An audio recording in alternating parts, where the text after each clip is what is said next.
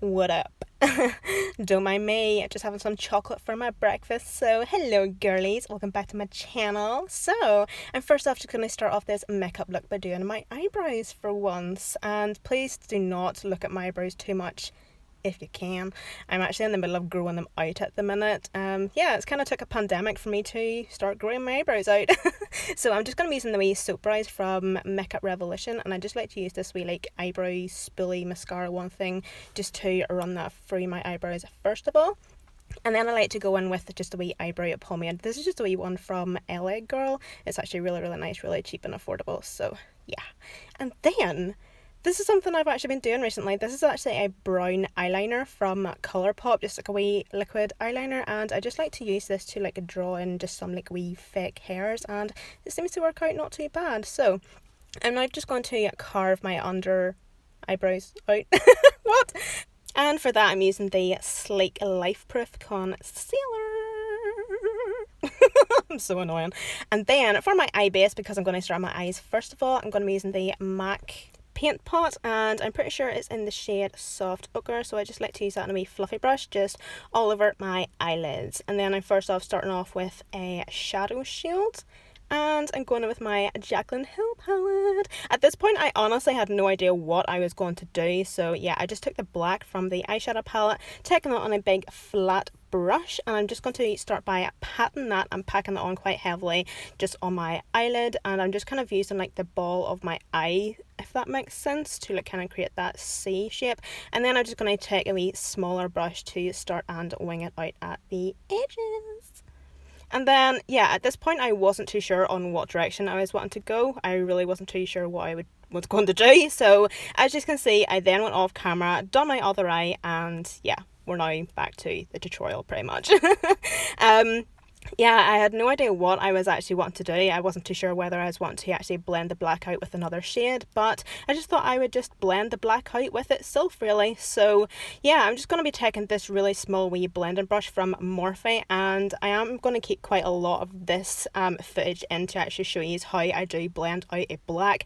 Black can be a wee bit tricky to blend out, but I did just want to show you that if you do take your time, work in small wee sections, that you can really perfect your blend whenever you're actually working with just black on its own. And that's why I have used like pretty zoomed in as well, so you can really see what I'm actually doing here.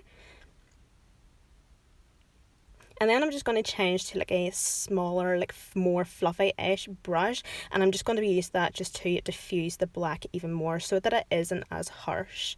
And this just works really well. Like as you can see, I'm just going like really small, like wee fine circular motions, like just working at one wee stage at a time, and then just obviously like working the whole way around like that shape that I've created.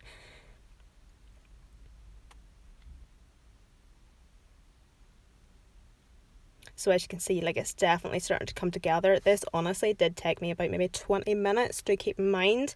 But yeah, like as you can see, like if you do take your time, you will perfect that blend. Honestly, it's so easy. Just take your time and everything will come together.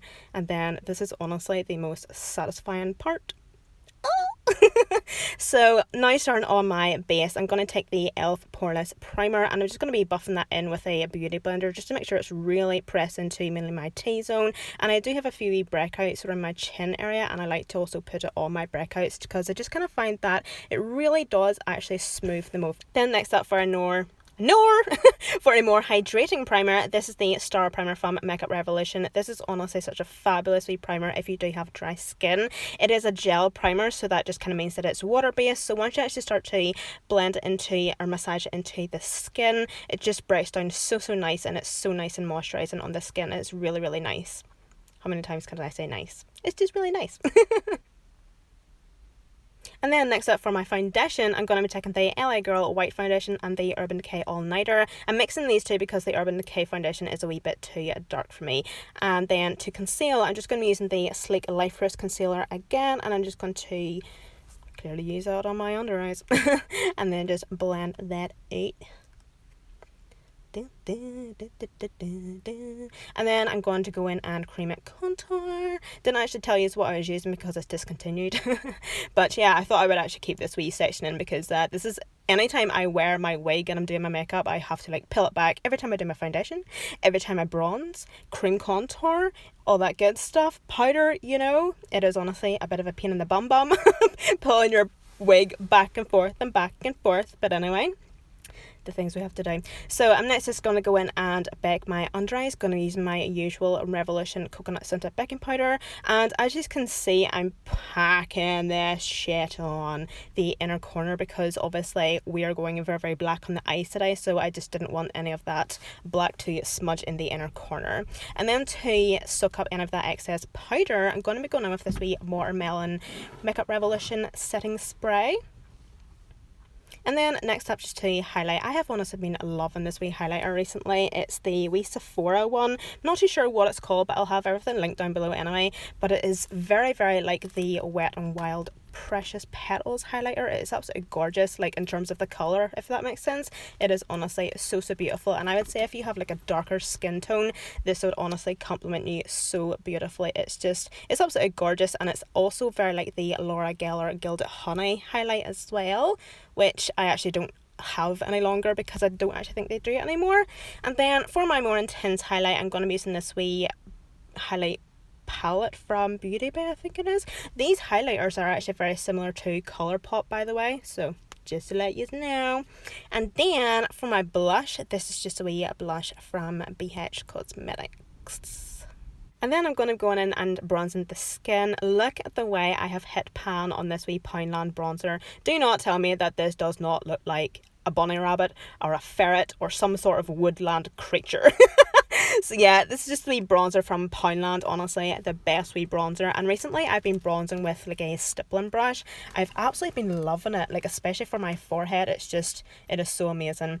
And then a PR package I actually got the day I was filming this, and it is from Lash Unlimited, and those are the lashes I was using, by the way. Oh, I can't keep up with myself. But yeah, these lashes are honestly so, so fab, and they had sent me so many of them, so thank you so, so much. Oh, that's what they look like on, by the way. But these lashes start from £1.25. They are honestly so, so cheap, and they are so affordable. They do so many different styles and sizes. They are gorgeous, so, so easy and comfortable to wear. So yeah, they're just really good if you're a beginner in putting on eyelashes, whether you're a makeup artist or whatever. But yeah, continuing on, I actually used Strip Down by MAC as my lip liner, and then Sand Joseph Colors on my lips. So this is the fun part, boys and girls. So this is actually now whenever I actually apply the gloss to my lids. I really was not too sure whether I was wanting to do this or not. I was kind of shitting my panties. But anyway, so to do this, you kind of want to take just like a clear gloss, preferably one that isn't really sticky. But if I'm being honest, it actually doesn't even matter, because I had this makeup look on for hours after this, and I was really worried that I would actually feel the stickiness or the tackiness on my lids, or it would transfer to like my brow bone, upper crease, or anything like that. And honestly, it didn't. It really didn't. I wouldn't lie to y'all. But yeah, I was just so feeling this eye makeup look. I thought it was honestly so class once I added the gloss. But here I'm actually just taking my finger and I was actually just like blending out a bit, just so that it wasn't just as liney, if that makes sense. But yeah, I absolutely loved it. I really did think that it made the whole look come together. So I'm now just here fixing my wig. Wasn't too sure whether to take my clips out and just have it kind of just straight along my face, or keep the clips in.